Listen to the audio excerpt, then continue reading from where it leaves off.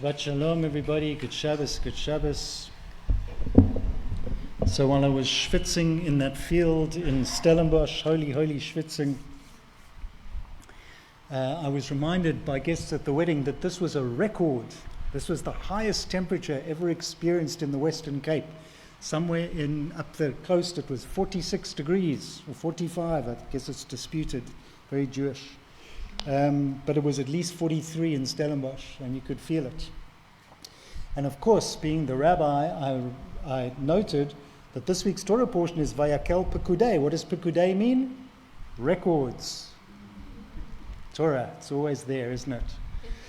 Well, in this case, the records are not breaking records for heat waves, but it's the records that Moses records of every single item that was spent in the building of the Mishkan, of the tabernacle.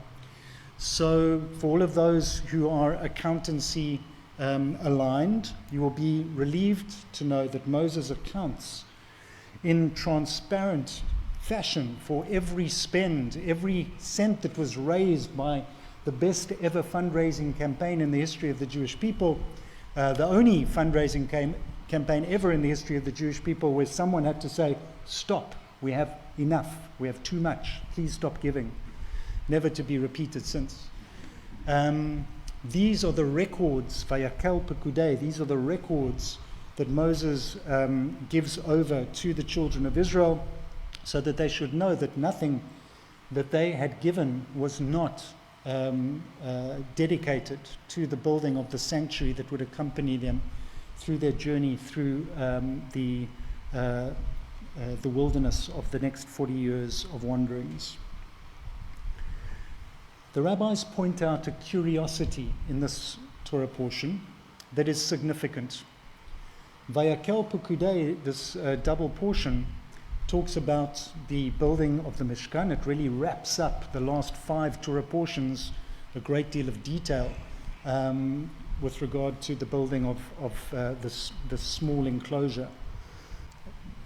And yet, in the midst of these descriptions comes the instruction once again to keep Shabbat.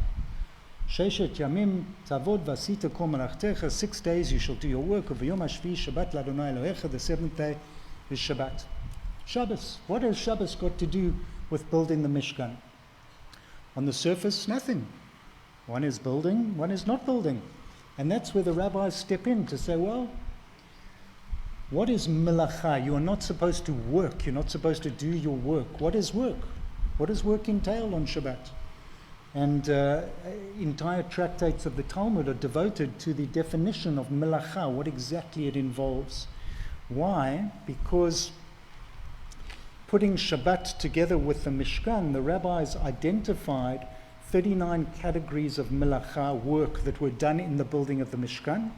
And they said, well, if that is where melacha is used, what you can't do on Shabbat is the same melacha. There are really only 3 times that the word melacha is used in the entire Torah. Shabbat, you're not to do melacha. The building of the Mishkan, they did do melacha. And one other time, anyone know what that was? The creation of the world. Genesis chapter 1. God creates the world in 6 days, melacha, and then on the 7th day rests. So if we put those 3 together, we have a very powerful framework for Jewish living. God begins the world with an act of creation. God speaks the world into being. At the end of those 6 days, God says, I'm done. There is nothing more to do here. I'm going to rest. The Mishkan is then the parallel act of melacha. We who are God's creation, we who are made in the divine image, we who, just like God who can create, we can create. Just as God creates the world, so we are now, our ancestors, required to create, to build a holy sanctuary. Not for God, for us. God creates the world for us, and then God wants to say, well, now let me see you create. You make something holy. And so the Israelites build the Mishkan through the act of giving open-heartedly of what they had to make it appear in their midst. But today we no longer have this tabernacle. We no longer have a Mishkan from the days of the desert. And the rabbis in their wisdom said, what can we now do? We can build a Mishkan wherever we are. Our home can be the Mikdash Ma'at. In fact, even ourselves can be a sanctuary, a place for prayer, a place for sacrifice, a place for service. And Abraham Joshua Heschel brought these together very beautifully when he said that what is Shabbat? It is building a palace in time. When we build Shabbat, we build a palace in time. God created the world. Our ancestors created the Mishkan. And we now build a palace in time. Melacha, melacha, melacha.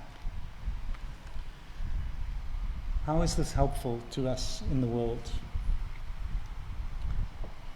The world is a scary place. If we are focused on what is not in our control, it can be a very frightening place. It can seem a place that is not a place that we feel safe and secure in. And yet we do have control over so much of our lives. As I said earlier, we are created to choose. And every Friday afternoon we have the option of doing a little bit more, pushing it a little bit harder, working on Saturday morning because I need to. Or choosing to switch it off. Choosing to build and construct something holy. To make Shabbos. Whatever's going on out there, nothing can stop me from stopping. I don't need huge funds. I don't need great power and strength. I don't need to be a world leader. I have control of my life. I have control of my diary.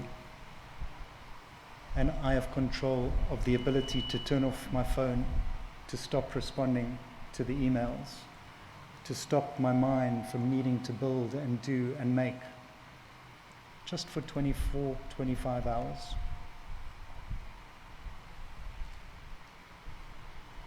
So we can't create worlds, and we can't build the Mishkan, but we can build a palace in time. And we have the opportunity to do that every single Friday. That's what we've just begun doing together. So as we make our way into the Shabbos, I want to bless us all that we will have the opportunity of sitting in this palace, rejoicing in the kuth that we have created, in the warmth out there, that we'll be able to celebrate it with family and friends, that we'll come out the other side feeling restored and nourished, ready to begin the work of 6 days of creation, fixing the world that we live in. Shabbat Shalom, everybody. Good Shabbos.